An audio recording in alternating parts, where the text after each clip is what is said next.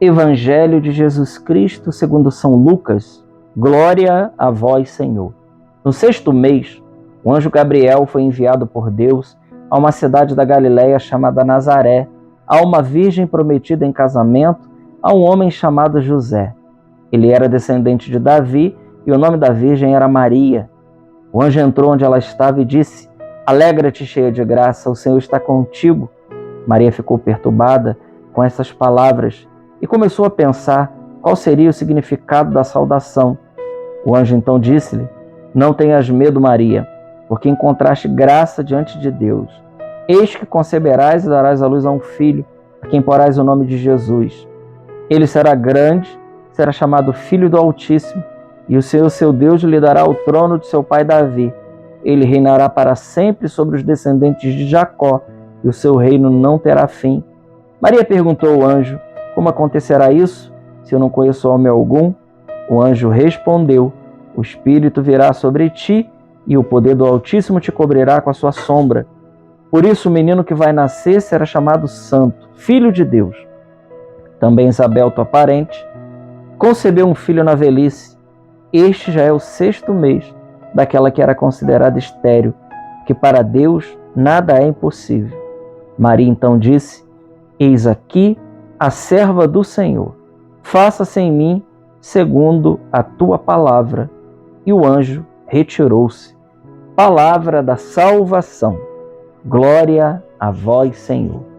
Meus amigos, 20 de dezembro, quarta-feira, hoje nós temos aqui o relato da Anunciação do Senhor, que nós rezamos no primeiro mistério do Terço Gozoso, onde nós contemplamos a anunciação do anjo Gabriel à Santíssima Virgem Maria. É um mistério de fé. Nós estamos aqui diante de um mistério de fé. Eu gostaria de ressaltar hoje, nós já meditamos muitas vezes nesse texto, mas eu gostaria hoje de trazer algo que é extremamente importante para tudo que viria depois, que é o sim da Virgem Maria. Como algumas pessoas podem pensar, que Nossa Senhora ela poderia, por ter sido condicionada, por ter sido preparada, porque veja, Maria ela foi preparada por Deus para esse momento. Deus escolheu a sua própria mãe, mas sem tirar a liberdade de Nossa Senhora. Veja, quando Maria foi concebida no ventre de Santa Ana e São Joaquim, no momento da concepção de Nossa Senhora, ali Deus preservou ela de toda mancha do pecado original. Esse é o dogma da Imaculada Conceição, que celebramos no dia 8 desse mesmo mês, 8 de dezembro, que foi um dogma proclamado pelo Papa Pio IX no ano de 1854. E que em 1858, quando Nossa Senhora aparece para Santa Bernadette em Lourdes, quando Bernadette pergunta para a Virgem Maria qual é o seu nome, Nossa Senhora responde para Bernadette: Eu sou a Imaculada Conceição. Como se o céu tivesse ratificando aquilo que a Igreja 4 anos atrás tinha declarado como dogma de fé. Essa é Nossa Senhora. Ela foi preparada desde sempre. Os santos da Igreja, como São Bernardino de Sena, São Bernardo de Claraval, vão dizer que Deus ele juntou todas as graças, todas as águas e chamou de mar, e ele juntou todas as graças e chamou de Maria. Essa é essa menina, o qual o arcanjo Gabriel vai fazer uma visita nela, e diz todas aquelas coisas. Você encontrou graça diante de Deus, chama ela de Keharitomene, que significa no grego alguém que foi cheio, estava cheio e continuaria cheio da graça de Deus, alguém que estava transbordante da graça de Deus. Essa é a Virgem Maria. Então, primeira coisa, Nossa Senhora não é uma mulher qualquer. Não é. Porque, veja, uma mulher qualquer tem o pecado original. E veja, isso aqui não é um adendo. Não é adendozinho que a gente faz aqui, alguma coisa, não é uma aspas que a gente... Veja, nós estamos falando aqui do pecado original. né, que Nossa Senhora não tem. Não é qualquer coisa, não é um detalhe. Não é um detalhe. O que tem em Maria e que não tem em nós não é simplesmente um detalhe. Ora, se tudo que a gente vive aqui nesse mundo, morte, a dor, o sofrimento, né, é tudo consequência do pecado. Ora, dizer que Nossa Senhora não tem o pecado original é dizer que ela está ausente de tudo isso, exceto de algo que Deus deixou ali. Deus deixou permanecer em Nossa Senhora, porque ela não podia seguir os passos diferentes do seu filho, que foi o sofrimento. Deus não tirou. Poderia, né, deixar ela totalmente isenta de sofrimento, porque ela não tinha pecado original. Então, os dons preternaturais estavam ali em Nossa Senhora, sem dúvida alguma. Mas, porque ela precisava seguir os passos do filho, então Deus deixou ali o sofrimento para ela.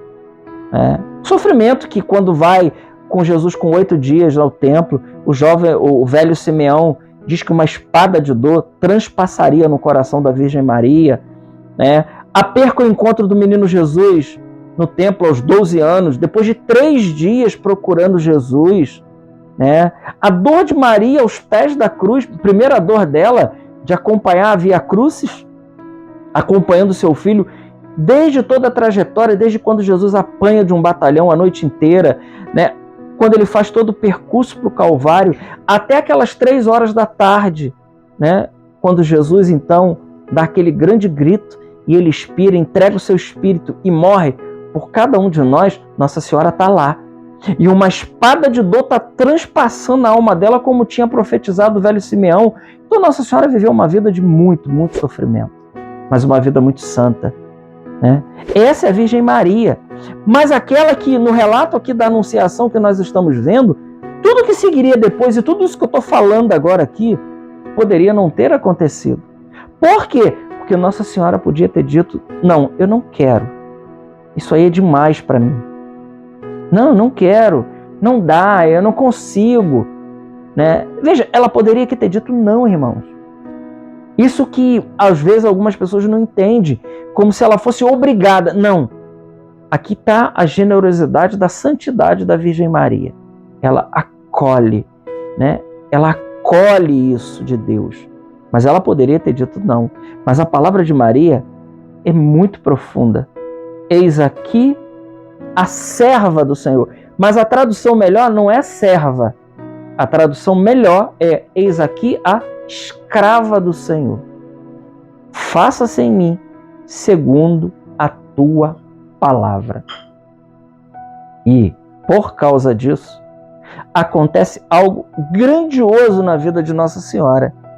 Muito mais ainda que Padre Garrigou Lagrange, outros santos da igreja, vão nos ensinar e vão nos dizer que, a partir desse sim de Nossa Senhora, generoso, verdadeiro, definitivo, acontece então uma outra realidade na vida de Maria, que é ela se tornar mãe de Deus. Que inclusive os santos e o próprio Padre Garrigou vai explicar nos seus livros que inclusive supera a Imaculada Conceição. Se a Theotokos, Theodeus, Tocos, casa, casa de Deus, mãe de Deus. Se a Theotokos, ser a mãe de Deus, e não simplesmente como alguns de cabeça miúda por aí pensam que Nossa Senhora é mãe do Jesus homem. Ora, eu preciso dizer aqui, sem querer falar mal de qualquer irmão nosso, principalmente os nossos irmãos separados, mas eu preciso dizer aqui que isso não está de acordo com a teologia católica. Por quê?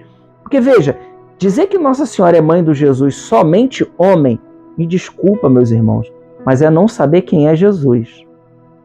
É pensar que conhece Jesus.